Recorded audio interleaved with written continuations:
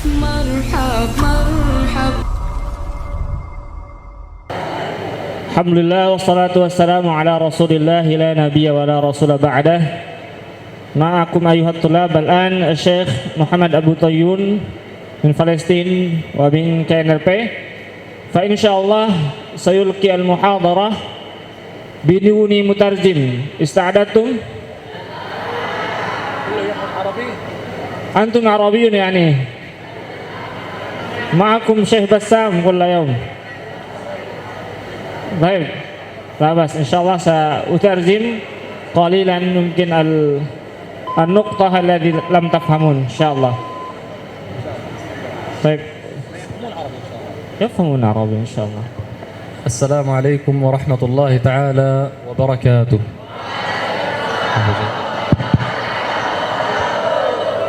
الحمد لله رب العالمين والصلاة والسلام على رسول الله وآله وصحبه أجمعين. اللهم يا ربنا يا كريم كما جمعتنا في هذه الساعات المباركة اللهم اجمعنا في ساحات المسجد الأقصى المبارك. اللهم آمين يا رب. Muharraran mansura ya rabbal alamin. Baik, setelah beliau menyampaikan salam, salawat serta puji kepada Allah Subhanahu wa taala, beliau mengatakan kalimat yang seharusnya menjadi semangat kita. Sebagaimana Allah kumpulkan kita di masjid kali ini, semoga Allah kumpulkan kita juga kelak di pelataran Masjidil Aqsa ketika Masjidil Aqsa sudah terbebas dari penjajahan Zionis. آمين آمين يا رب العالمين.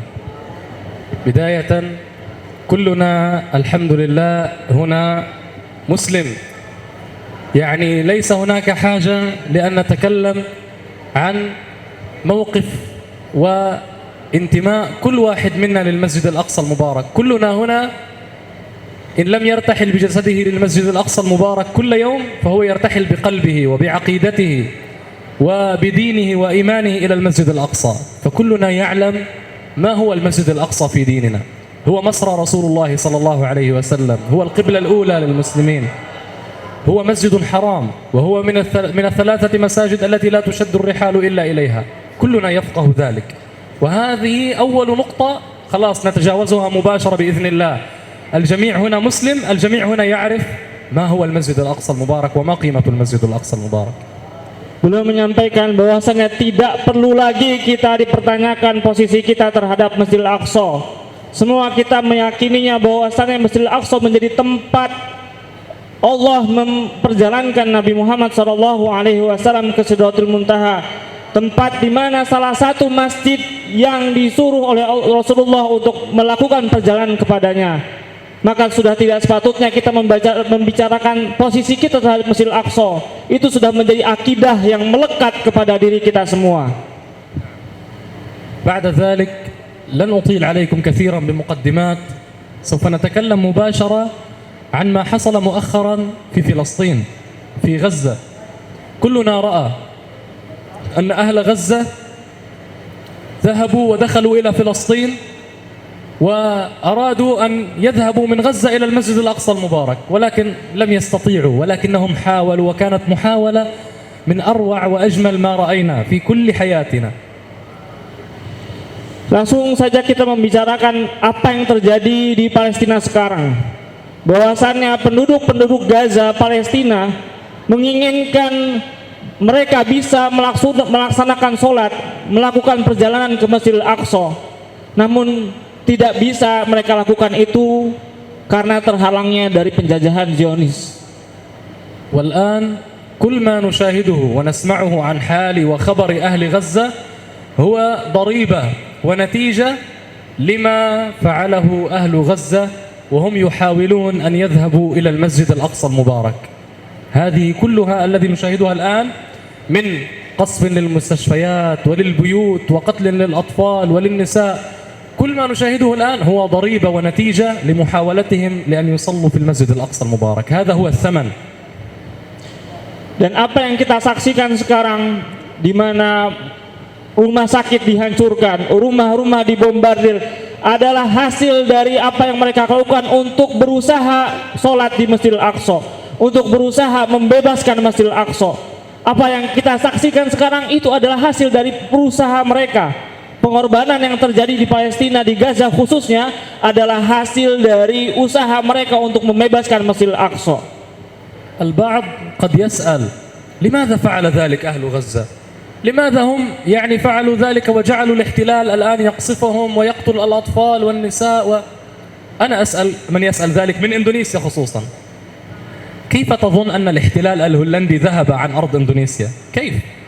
أتظن أن جدك وأبو جدك ذهب إلى الاحتلال الهولندي وقال له اذهب من هنا فقام الاحتلال الهولندي وذهب؟ جدك وأبو جدك قد قاتلوا الاحتلال الهولندي وقتلوا وضحوا وسالت الدماء على أرض إندونيسيا وفي سورابايا وفي كل مكان في إندونيسيا. لماذا؟ لكي تولد أنت وأنت وأنت بأرض حرة بإندونيسيا المستقلة. عرفت؟ هذا الذي فعله أجدادك. هو لم يقل للهولندي اذهب فقام حمل أغراضه وذهب، هذا لا يحصل. كل احتلال لا يذهب إلا بمقاومة. Lalu ketika kita melihat itu semua, pasti kita bertanya-tanya, kenapa kok bisa sebegitu kerasnya mereka melakukan usaha sehingga banyak pengorbanannya? Kenapa? Seharusnya itu pula yang dipertanyakan oleh kalian semua kepada bapak-bapak kita, kepada pendahulu kita, kepada para pejuang Indonesia memerdekakan Indonesia. Kenapa ketika dijajah oleh penjajah kita tidak pergi dari sini tapi tetap di sini? Karena ingin melihat kalian semua berada di sini. Tidak ingin terjajah dan tersingkirkan dari negeri ini. Itulah yang juga diinginkan oleh para pejuang Palestina. Ingin melihat anak-anak mereka bisa berada di tanah suci Palestina untuk kedepannya. أي احتلال أيها الكرام، أي احتلال يأتي إلى أي أرض يبقى غريبا عنها، يبقى غريب. الأرض ليست له، البيت ليس له، الشجر، البحر، الأنهار، كل ما في الأرض ليس له، فهو دائما غريب عنها. تخيل لو أنت تسافر الآن إلى العمرة، أنت تكون في بيت الله الحرام وتكون في مدينة رسول الله صلى الله عليه وسلم وتشعر أنك غريب، صح؟ لأنه أي أرض ليست أرضك أنت تبقى غريب عنها. فكيف لو أنت تقول أنا أريد أن أحتل وأن أبقى وأن أسرق وأن أقتل؟ أنت تكون غريب أكثر، لأن حتى أهل الأرض لن يستقبلوك، حتى أهل الأرض لن يستلطفوك، لن يقولوا لك أهلا وسهلا. فهم غرباء عن هذه الأرض، والغريب دائما ضعيف. الغريب دائما ضعيف، يكون ضعيفا. لذلك ما فعله أهل غزة اليوم بهذا الاحتلال الجبان جعله مهزوما تماما. لا تظن أنهم لم يفعلوا أي نتيجة، هم دمروا الاحتلال. لأن الاحتلال الآن دمر، تجدوهم الآن ماذا يفعلون؟ يقصفون الأطفال والنساء والمستشفيات، لأنه خلاص أفلس، أصبح مفلس، ليس عنده أي شيء. Baik, bagaimana beliau menyampaikan bahwasannya ketika kita berada di tanah orang, kita berada di tanah yang bukan punya kita, pasti kita merasakan keanehan. Kita merasa sebagai orang yang asing. Kita merasa bahwasannya tidak memiliki kekuatan karena kita asing di tanah tersebut. Begitu juga para penjajah yang sekarang, karena mereka sebenarnya bukan pemilik tanah tersebut. Mereka juga bukan pemilik yang sah untuk bisa menempatkan diri mereka di sana. Sehingga apa yang mereka lakukan adalah apa-apa yang dilakukan oleh orang-orang yang lemah. Mereka menyerang anak-anak, mereka membunuh perempuan, karena mereka sudah tidak memiliki kekuatan lagi. Akhirnya yang mereka serang adalah hal-hal yang lemah, karena mereka lemah, karena mereka asing di tanah tersebut. فالآن السؤال، البعض يسألني يقول طيب يا شيخ الآن ماذا نفعل؟ ماذا أفعل؟ أهلنا في غزة نراهم كل يوم، يعني كل يوم يموت أكثر من 100 طفل يوميا. الآن كم مضى على الحرب؟ بدأت ب7 أكتوبر، الآن مضى 13 يوم، صح؟ مات حتى الآن 1500 طفل، يعني في اليوم أكثر من 100 طفل في اليوم يموت. تخيل ماذا أفعل؟ ماذا أفعل وأهل غزة كل يوم يموت أكثر من 100 طفل؟ كل يوم نرى النساء تقتل، نرى البيوت تهدم، نرى أكثر من 1,000,000 شخص من أهل غزة ما عاد يسكن في بيته، نزح، يعيش من غير بيت الآن. ماذا أفعل؟ Kemudian sekarang kita tanyakan kepada diri kita, apa yang kita lakukan Apa yang harus kita lakukan, di mana kita melihat setiap hari lebih dari 100 anak meninggal di Gaza. Sampai hari ini 13 hari setelah pertempuran pertama, sudah lebih dari 1.500 anak-anak yang meninggal di Gaza. Dan hampir semua penduduk Gaza tidak tinggal di rumah, semua tinggal di perkemahan, semua tinggal di pengungsian. Apa yang harus kita lakukan sekarang? Itu yang harus kita tanyakan kepada diri kita sekarang. نعم الجواب على هذا السؤال وعلى كل سؤال موجود إما في كتاب الله سبحانه وتعالى وإما في سيرة وسنة رسوله صلى الله عليه وسلم فنقول تذكر الذي كان يحصل مع صحابة النبي صلى الله عليه وسلم في مكة وهم يعذبون ويقتلون ويصلبون. بلال بن رباح يوضع على رمال ساخنة وصخرة كبيرة من فوقه وهو ينادي أحد أحد.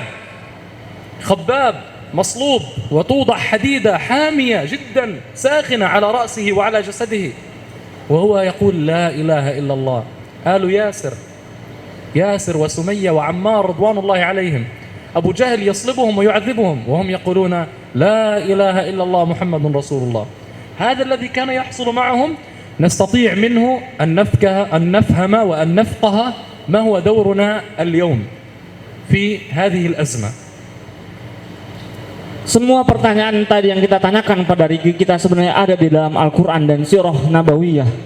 Sejarah telah mencatatkan ketika kita berada di posisi lemah, ketika para sahabat dulu disiksa, disalib, keluarga Yasir di mana mereka dihukum oleh atau disiksa oleh majikannya ketika ketahuan bahwa mereka masuk Islam. Apa yang mereka lakukan? Mereka menguatkan tauhid mereka. Mereka tetap menegakkan kalimat la ilaha illallah. Itu yang paling pertama memang harus kita lakukan sekarang pada zaman ini. Pertama kita lihat apa yang terjadi terdahulu adalah sesuatu yang mungkin akan terjadi sekarang dan kita bisa lihat itu sekarang, posisi kita dalam kondisi lemah di zaman sekarang. نعم نستطيع أن نفهم وأن نفقه من هذه المرحلة من السيرة النبوية ما هو دورنا الآن، لأننا صراحة ضعفاء، لأننا لا نستطيع أن نتحدث عن المرحلة المدنية عندما كانوا في المدينة، عندما استطاعوا أن يدافعوا عن أنفسهم وأن يواجهوا عدوهم. لا، نحن ضعفاء للأسف نقول ذلك، نحن ضعفاء لن نستطيع أن نواجه، لن نستطيع أن نذهب إلى غزة، فنحن في مرحلة ما زلنا ضعفاء فيها. لذلك يجب أن نفهم وأن نفقه ما هو كان دور الصحابة ودور النبي صلى الله عليه وسلم في الوقت الذي كان يعذب فيه فريق من الصحابة آخر، فريق يعذب وفريق آخر كان له دور عظيم. هذا الذي سوف نتحدث ونتكلم عنه. Kita harus sadari bahwasanya kita sekarang berada di posisi atau berada di kondisi lemah. Kita tidak bisa mengatakan kalimat yang bisa menggentarkan mereka para Zionis. Kita sekarang lemah melihat mereka terazab tapi tidak memberikan sesuatu yang bisa membantu mereka. Kita harus sadari itu bahwasanya kita berada di posisi yang lemah. Lalu kita lihat apa yang dilakukan oleh para sahabat ketika para sahabat berada di posisi yang sedang diazab, berada di posisi yang sedang disiksa. Ada beberapa bagian atau ada beberapa kelompok sahabat yang disiksa, maka ada bagian lainnya yang mungkin sedang menyiapkan sesuatu untuk menolong mereka. Dan ini yang akan kita bicarakan. عدوا معي. الدور الأول هو دور مثل الذي كان يؤديه النبي صلى الله عليه وسلم عندما يأتي إليه عمار ويقول له يا رسول الله نعذب، يا رسول الله حالنا كذا وكذا. الصحابة خباب يأتي يا رسول الله ألا تستنصر لنا، ألا تدعو لنا. عندما يضعف أهلنا في غزة أمام هذا التحدي الكبير يجب أن يكون لنا دور. هذا الأول هو أن نثبتهم. الكلمة في خطبة الجمعة في هذه المجالس أن نثبتهم بكلامنا. كان النبي صلى الله عليه وسلم يقول لآل ياسر صبرا آل ياسر فإن موعدكم الجنة. كان يقول لخباب والله ليتمن الله هذا الأمر ولكنكم قوم تستعجلون. أن نثبت أهلنا في غزة بالكلمة، بالدعوة، بالدعاء، أن نثبتهم بهذه المجالس الطيبة، بأن نقول لهم نحن معكم. وكما فعل رئيس إندونيسيا البارحة جزاه الله خيرا بابا جوكوي، تكلم وتضامن مع أهلنا في إندونيسيا جزاه الله، مع أهلنا في غزة بارك الله فيه. هذا دور مهم جدا يجب علينا جميعا أن نقوم فيه. نعم، أن نثبت أهلنا بالكلمة بالتحفيز motivation. Lalu apa yang bisa kita lakukan? Seperti apa yang dilakukan oleh Rasulullah Shallallahu Alaihi Wasallam ketika melihat sahabat Ammar dan keluarganya sedang disiksa. Lalu Ammar melaporkan bahwasanya Rasulullah, aku sedang diazab, aku disiksa oleh majikanku karena aku ketahuan dalam Islam. Apa yang Rasulullah lakukan? Rasulullah menguatkan kaki-kaki mereka dalam keimanan. Sabran ya ahla yasir. Seperti itu juga yang harus kita lakukan kepada ahli Gaza. Kita tahu mereka sedang tersiksa, kita tahu mereka sedang terjajah, maka kita harus bisa mengambil posisi untuk menguatkan mereka. Kata-kata kita untuk selalu bersama mereka adalah sesuatu yang menguatkan mereka. Maka Syekh juga menyampaikan terima kasih yang banyak kepada Bapak Joko Widodo yang telah jelas menyatakan posisi Indonesia selalu bersama dengan Palestina. Maka kita juga harus seperti itu. Kita harus tunjukkan bahwa kesannya kita memiliki empati dengan mereka, menguatkan mereka untuk tetap terus berjuang bersama mereka. Wa tsabbit aqdamahum, selain meyakinkan mereka bahwasannya kita selalu bersama mereka dan itu bisa menguatkan keimanan atau bisa menguatkan perjuangan mereka di sana. الدور الثاني هو ما كان يفعله أبو بكر الصديق رضي الله عنه.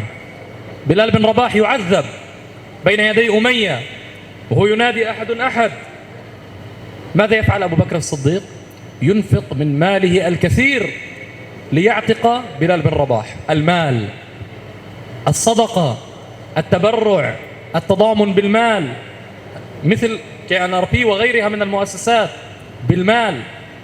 فكان هناك دور لبعض الصحابة أنهم كانوا ينفقون من مالهم ليصبروا إخوانهم الذين هم يعذبون يقتلون يصلبون.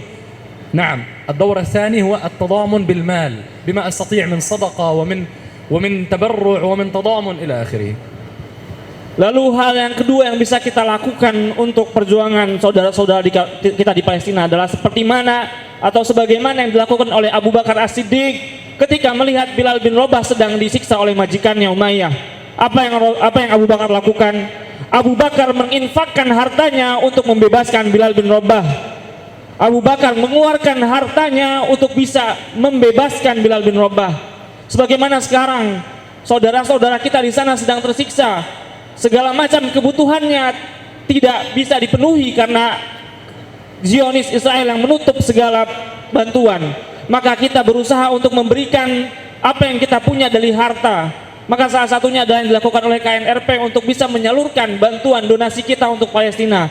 Maka inilah hal yang kedua yang bisa kita lakukan untuk perjuangan saudara-saudari kita di Palestina, yaitu berjuang dengan harta apa yang kita punya untuk membantu mereka memenuhi kebutuhannya.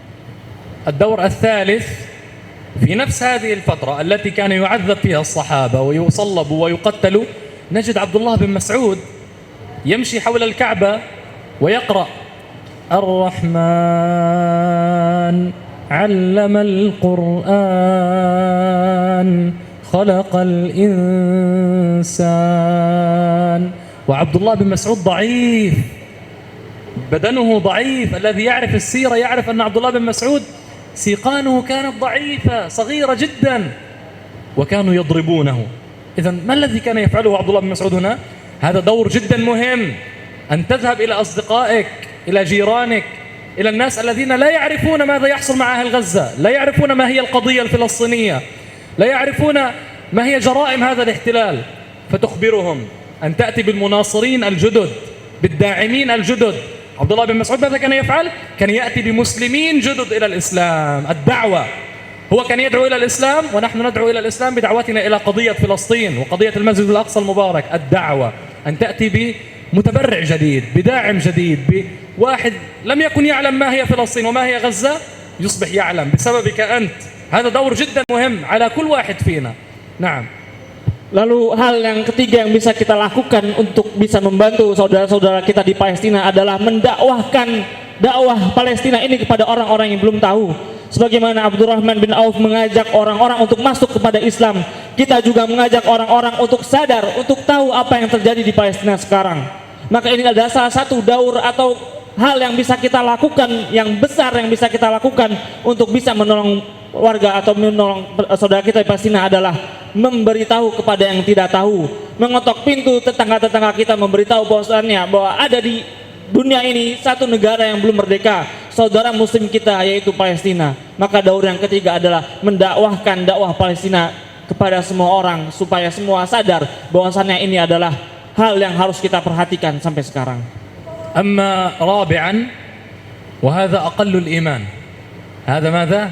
أقل الإيمان، الدعاء، أن يكون لك يوميا ورد من الدعاء تجلس فيه مع الله سبحانه وتعالى وتقول وتنادي وتناجي: يا ربنا فرج عن أهلنا في غزة، يا ربنا انصرهم على عدوهم، يا ربنا انتقم ممن ظلمهم، يا ربنا يا ربنا يا ربنا. ادعو الله سبحانه وتعالى، وهذا أقل الإيمان، وهذا واجب على كل مسلم الآن أن يفعله.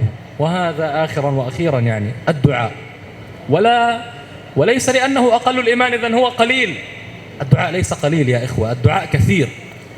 أنت عندما تدعو الله سبحانه وتعالى وكأنك تدعو أقوى الأقوياء وأعظم العظماء، الله صاحب العرش المجيد الفعال لما يريد، الله رب أهل غزة، الله على كل شيء قدير، نعم المولى ونعم النصير، الله سبحانه وتعالى رب المسجد الأقصى، الله سبحانه وتعالى الذي هزم الأحزاب وحده، الله سبحانه وتعالى الذي أغرق فرعون، الله سبحانه وتعالى الذي أخرج يونس من بطن الحوت. أنت تنادي الله، تناجي الله، تدعو الله سبحانه وتعالى، هو ليس قليل ولكنه أقل الإيمان أن تدعو الله سبحانه وتعالى لأهل غزة. Dan hal yang terakhir, yang keempat yang bisa kita lakukan untuk perjuangan saudara-saudara kita di Palestina dan untuk kita ikut berjuang adalah doa. Dan itu adalah hal yang paling memperlihatkan sedikitnya iman ketika kita hanya melakukan doa. Namun bukan berarti doa adalah suatu hal yang kecil. Bukan berarti doa adalah suatu hal yang remeh. Doa adalah sesuatu hal yang memperlihatkan sedikitnya iman, tapi doa itulah suatu hal yang besar. Kita meminta kepada Allah, kita mengharap kepada Allah untuk menguatkan saudara kita di Palestina, untuk memenangkan saudara-saudara kita di Palestina. Kita meminta kepada Allah, Tuhan yang telah menyelamatkan Musa dari kejaran Firaun, Ilah yang telah menyelamatkan Yunus dari perut paus. Kita meminta kepada Rabbul Arsh, Rabbul Majid. Maka hal yang paling bisa kita lakukan, dan itu adalah suatu hal yang memperlihatkan sedikitnya iman, adalah doa. Inilah yang harus dilakukan selalu dan setiap hari dan setiap kesempatan yang bisa kita lakukan, yaitu adalah doa. نحن جميعا الموجودون هنا على يقين أن الله سبحانه وتعالى سيحرر المسجد الأقصى المبارك، الله سبحانه وتعالى سوف ينصر عباده، الله سبحانه وتعالى سيعيد لهذه الأمة رشدها ونصرها وتمكينها بإذن الله. ولكن وإن كنا على يقين بذلك، لا بد لنا أن نكون أيضا على يقين بأن الله سبحانه وتعالى قال: لا يستوي منكم من أنفق من قبل الفتح وقاتل أولئك أعظم درجة من الذين أنفقوا من بعد وقاتلوا. الذي سوف يناصر المسجد الأقصى الآن هو مثل الذي كان مع النبي صلى الله عليه وسلم قبل فتح مكة.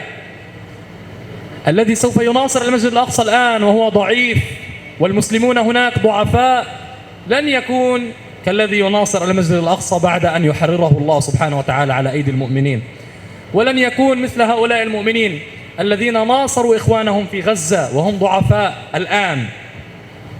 لذلك ليكن لك بصمة الآن، اليوم في هذه الأيام، ليكن لك قدم مع إخوانك، ولو كان هذا يعني صعب الآن، صعب نعم، الآن صعب، الآن هناك خوف، الآن هناك قتل، الآن هناك أهلنا في غزة يموتون، ولكن لا تخاف، ناصرهم، تبرع لهم، ادعو الله سبحانه وتعالى لهم، أخبر الناس عن الذي يحصل لأهلك في غزة، وأنت في بلد الحمد لله هو من أجمل وأحلى البلدان، إندونيسيا التي تناصر قضية فلسطين.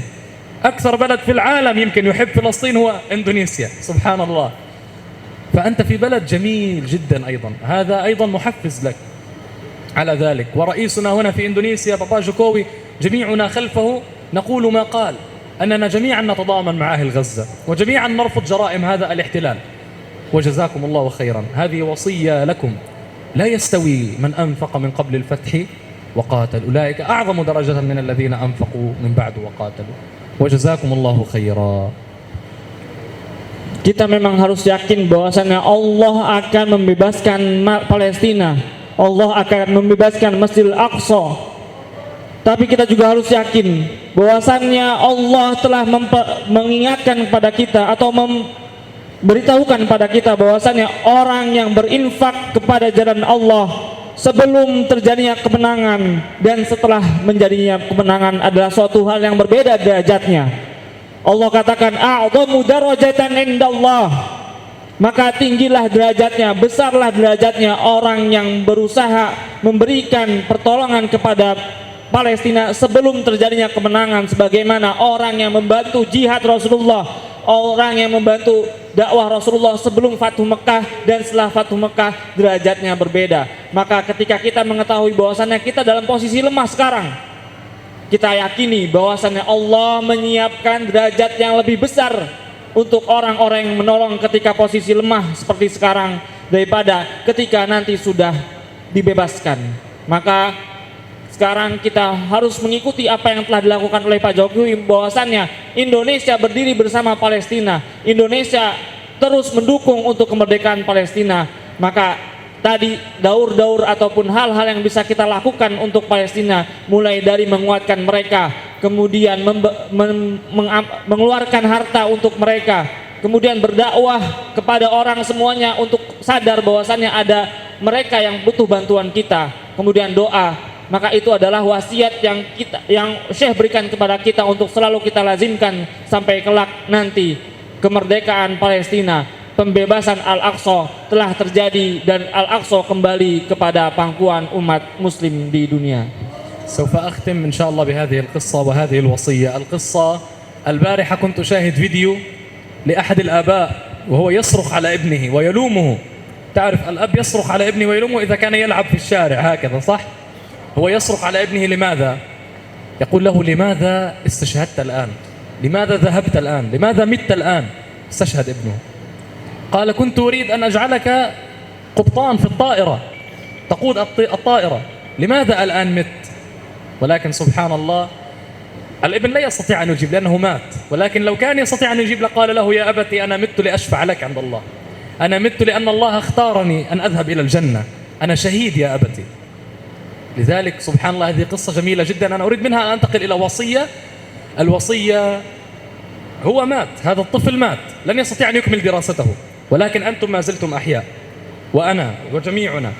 لذا يجب علينا أن نتعلم، يجب علينا أن نتعلم. منا من يتعلم الشريعة، ومنا من يتعلم أن يكون طيارا، ومنا من يكون مهندس، ومنا من يكون دكتور طبيب. جميعا يجب أن نتعلم، لأننا نحن الذين سوف نبني إندونيسيا ونبني هذه الأمة ونحرر المسجد الأقصى ونبني إن شاء الله فلسطين من جديد. لذلك هذا الجيل يجب أن يتعلم. تعلموا. لذلك أبوه ماذا قال له؟ لماذا ذهبت؟ أنا كنت أريد أن أجعلك طيار. تخيل، لأنه هو يريد أن يعلم ابنه، لأنه يعرف أن غدا سيكون عندنا المطارات والطائرات، غدا سوف نكون أسياد هذه الأمة. لذلك تعلموا العلم، العلم، العلم والأخلاق والدين. احملوا هذه الثلاثة في قلوبكم وامضوا، العلم والأخلاق والدين. نعم، وجزاكم الله خيرا والسلام عليكم. خلاص. Lalu Syekh menutup dengan kisah. Beliau melihat di sebuah video di mana seorang bapak sedang menangisi anak yang syahid, yang gugur terkena rudal dari Zionis Israel. Beliau menangisi kepergian anak yang pergi syahid. Wahai anakku, kenapa kau pergi sekarang? Bukankah engkau telah mengatakan padaku bahwa kesannya engkau ingin menjadi orang yang membuat pesawat? Bukankah engkau telah berkata padaku bahwasannya engkau ingin menjadi seorang insinyur? Kenapa kau pergi sekarang? Seandainya anak itu bisa bicara kepada ayahnya, tapi tidak, karena dia sudah syahid ketika itu. pasti anak itu akan mengatakan, wahai ayahku, bahwasannya aku terpilih oleh Allah untuk memberikan syafaat kepadamu. Maka antum sekarang yang berada posisi bisa belajar, bisa mendapatkan pendidikan hingga pendidikan tinggi, maka harus punya semangat yang sama yang dimiliki oleh anak tersebut. Yang menghalangi kalian hanyalah syahid. Ketika Allah tidak berikan, maka kalian harus memberikan kehidupan yang mulia dengan menciptakan cita-cita kalian semua. Ada yang mau jadi insinyur untuk membangun negeri ini, ada yang ingin menjadi arsitek dan lain-lainnya, maka belajarlah ketika kesempatan belajar itu masih kalian miliki. Maka belajarlah dengan sungguh-sungguh ketika kesempatan belajar dan keamanan untuk bisa belajar dengan tenang itu kalian miliki. Jangan sampai cita-cita anak syahid tadi yang beliau inginkan tidak bisa dicapai oleh orang yang memiliki kesempatan itu. Maka inilah nasihat terakhir oleh Syekh kepada antum semua untuk belajar sungguh-sungguh. Belajar sungguh-sungguh dan setinggi-tingginya yang bisa kalian lakukan untuk bisa membebaskan Masjidil Aqsa dan membuat Islam kembali jaya seperti sedia kala. Lalu Syekh tutup dengan jazakumullahu khairan ahsanul jaza. Wassalamualaikum warahmatullahi wabarakatuh. Bismillahirrahmanirrahim. Assalamualaikum warahmatullahi wabarakatuh. Teman sekalian, saya sekedar ingin merefresh sedikit tentang kondisi Palestina. Kita di sini ini sebuah kondisi di mana yang sebenarnya tidak layak untuk ditayangkan karena konten grafik kalau bahasa KPI-nya gitu ya. Maka saya sedikit saja dan mungkin cuma sekilas, hanya sedikit memberikan gambaran. Kalian di sini kan di pondok berarti sudah hampir setengah semester ya? Nggak ngeliat TV ya? Pun nggak akan nggak ada handphone juga nggak ada gitu ya? Jadi nggak tahu berita. Ada nggak kira-kira? Atau ada nyuri-nyuri lihat handphone gitu? Maka beredar banyak berita dan beredar banyak gambar-gambar tentang kondisi Palestina. Teman-teman yang di sana yang ada di Gaza itu sedang dalam kondisi yang memang luar biasa gitu. Saya mau cerita sedikit. Kejadiannya tanggal 7 hari Sabtu, tanggal 7 Oktober. Berarti kira-kira 10 hari lalu ya. Tanggal 7 Oktober nih hari Sabtu. Pagi-pagi buta di jalur Gaza. Kira-kira dari jalur Gaza, kalau ada Palestina ya, ini Palestina, ada jalur Gaza, ada tepi barat. Silakan lihat di layar. Nah, ini jalur Gaza. Ini dia, kecil, 360 km. Nah, ini tepi barat. Nah, saya mau kasih tahu, di sekeliling ini, nah tiba-tiba ada pejuang-pejuang dari Gaza, pemuda-pemuda Gaza, itu kemudian menyerang ke tanah jajahan Palestina. Menyerang ke wilayah yang disebut dengan Israel. Satu batalion kira-kira ada 1.500 orang itu menyerang pada hari Sabtu pagi. Orang-orang Israel semuanya sedang habis pesta mereka malamnya, maka di serangan pagi, serangan fajar. Maka kira-kira ada, kalau kita bilang di sini ada wilayah Kodim gitu ya. Kalau kalian ngerti nih bahasa militer gitu, ada Koramil gitu. Kodam itu berarti DKI, Kodam Jaya, Kodam Siliwangi, nah itu berarti kalau kita ini Jayakarta, Kodam Jayakarta gitu. Nah satu Kodam itu, satu wilayah itu berhasil dikelumpuhkan tentara-tentaranya oleh pejuang-pejuang Gaza, oleh pemuda-pemuda Gaza. Dalam waktu berapa jam, berapa lama? 3 jam saja. Mereka menyerang, 3 jam itu habis semua, pos-pos militernya hancur, tentaranya sebagian ditahan, warganya sebagian ada yang tewas, sebagian ada yang ditawan oleh tentara Palestina, oleh pejuang-pejuang Gazanya. Sebagian wilayahnya kosong, penduduknya lari. Penduduk yang disebut dengan penduduk Israel itu lari. Nah, akibat dari serangan itu, maka tentara Israel menyerang balik jalur Gaza dengan cara melemparkan roket-roket, membabi buta hingga kena gedung hancur, ruko hancur, semua hancur. Bahkan terakhir rumah sakit pun kena dibom oleh tentara Israel. Hingga sama hari Kamis malam sudah sampai dengan 3.760 orang tewas. Setengahnya adalah anak-anak, anak kecil. Pertanyaannya, Ini yang banyak di komen oleh para netizen Indonesia. Salah sendiri Gaza nyerang, makanya serang balik, rasain. Nah itu nggak usah sakit hati gitu, nggak usah, lapang dada aja gitu. Dalam hati gondok tapi diam aja, lapang dada gitu ya. Jangan sampai keluar dari mulut kita hal-hal yang kotor. Gitu kan ya, salah sendiri Gaza nyerang, karena kan memang Gaza dulu yang nyerang, baru kemudian dibalas. Nah pertanyaan saya ini berikutnya, kenapa Gaza nyerang?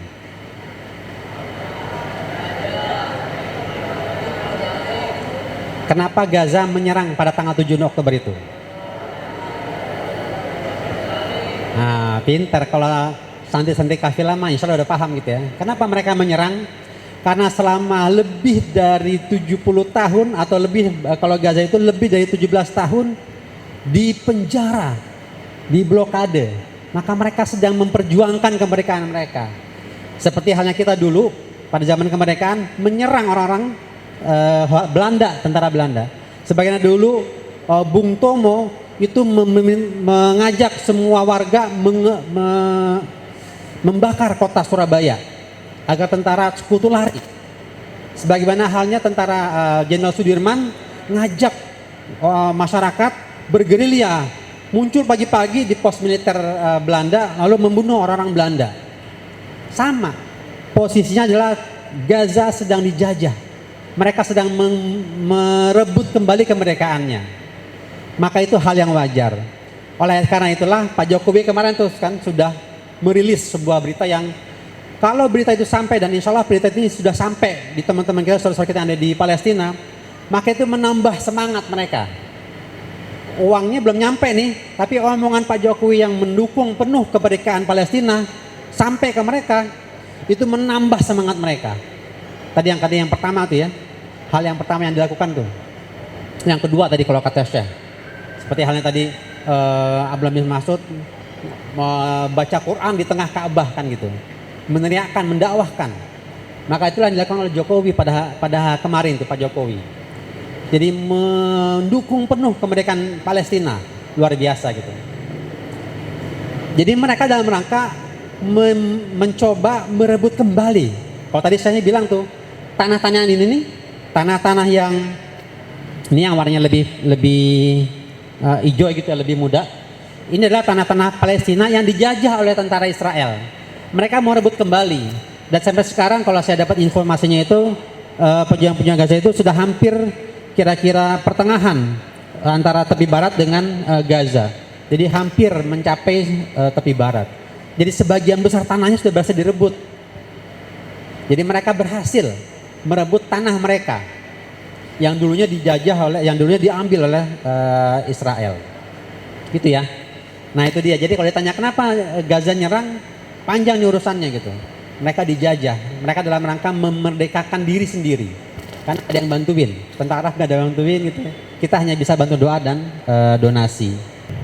Alhamdulillah Rabbil Alamin. Kita patut bersyukur karena walaupun terkesan dadakan, tapi donasi yang masuk sampai malam hari ini melalui rekening kafilah sudah mencapai di angka 60 juta rupiah. Takbir. Takbir. Dan sebagai tanda simbolis, kami mohon dengan hormat kepada Direktur Utama Kafilah International Islamic School Al-Ustadz Riza Aditya Azhari untuk memberikan tanda terima dari keluarga besar pesantren Kafilah International Islamic School. Diwakili? Boleh? Oh ya, kepada Bapak Heru dari KNRP.